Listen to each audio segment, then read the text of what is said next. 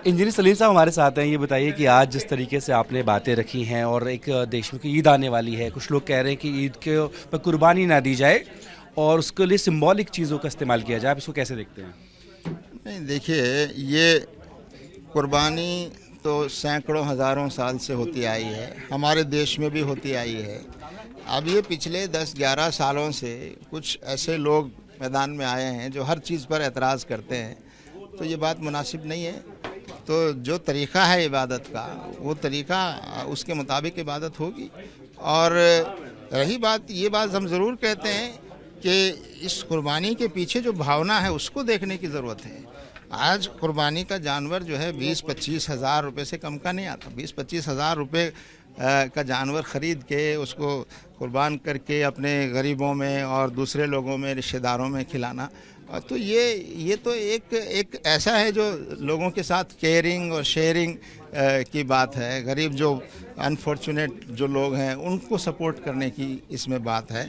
तो ये तो हमेशा से होता रहा है। अलबत्ता ये ज़रूर है कि इस्लाम जो है सफाई का आदेश देता है, तो जो काम भी करें पूरी सफाई सुथराई से करें, जो काम भी करें सफाई सुथराई से करें। ये तो इस्लाम की शिक्षा है। अपनी इबादत से किसी और भाई को तकलीफ़ ना हो तो उसका ख्याल रखें, और किसी और के भावना को चोट ना पहुँचे इसका ख्याल रखें।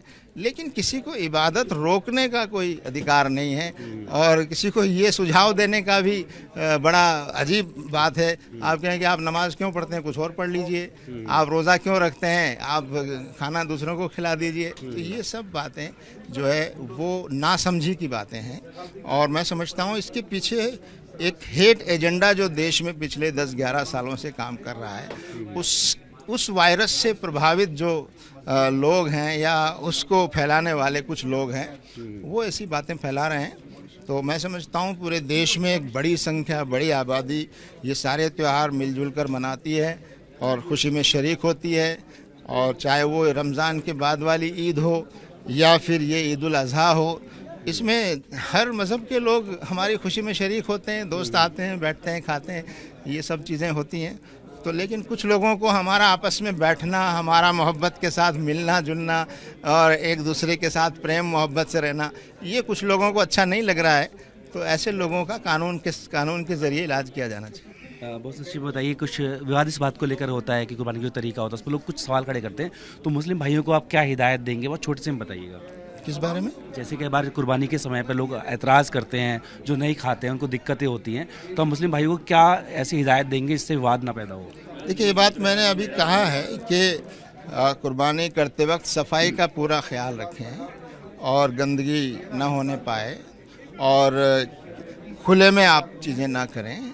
और जो हमारे आपके आसपास अगर दूसरे मज़हब के मानने वाले लोग रहते हैं तो उनकी भावनाओं का ख्याल करते हुए पूरे अदब के साथ और पूरी सफाई के साथ और पूरे उनकी भावनाओं का ख्याल रखते हुए आप अपनी इबादत करें। जी। आपने बुलडोजर की कार्रवाई पर भी सवाल खड़े किए हैं कि आप कह रहे हैं कि जहां मुस्लिमों की तादाद ज़्यादा है वहां पर टारगेट करके किया जा रहा है। आपने भारत और नेपाल के बॉर्डर का जिक्र भी किया। बिल्कुल, आप देख लीजिए, जहाँ जहाँ बुलडोजिंग हुई है वहाँ निशाना जो है, ये बात सही है कि मुसलमानों के अलावा दूसरे लोगों के भी घर बुलडोज हुए हैं, लेकिन उसका रेशो आप देखिए। यानी अगर नेचुरल होता तो मुसलमान 14-15% मुस्लिम हैं, तो जितनी बुलडोजिंग हुई है उसमें 14-15% मुसलमानों के घर होने चाहिए, तब तो वो नेचुरल कहलाएगा, निष्पक्ष कहलाएगा।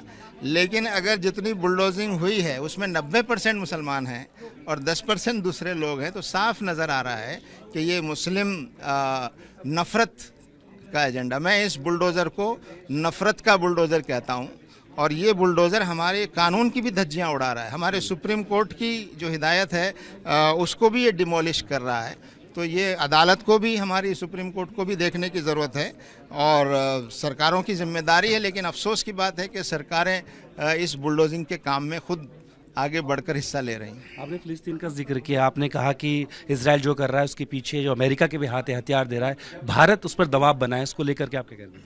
बिल्कुल, हम ये कहते हैं कि इसराइल ये जो क्राइम कर रहा है, जो कत्लेआम कर रहा है, जो बेगुनाह लोगों को मार रहा है, बच्चों पर हमले हो रहे हैं, अस्पतालों पर हो रहे हैं, स्कूल पर हो रहे हैं, जहां मदद बांटी जा रही है वहां पर फायरिंग हो रही है, तो अगर अमेरिका की मदद न होती तो ये सब नहीं हो पाता। अमेरिका की मदद की वजह से ये सब हो रहा है, तो इसके लिए अमेरिका पूरी तरह जिम्मेदार है। अमेरिका को भी हम इसराइल के साथ वार क्राइम में शामिल समझते हैं।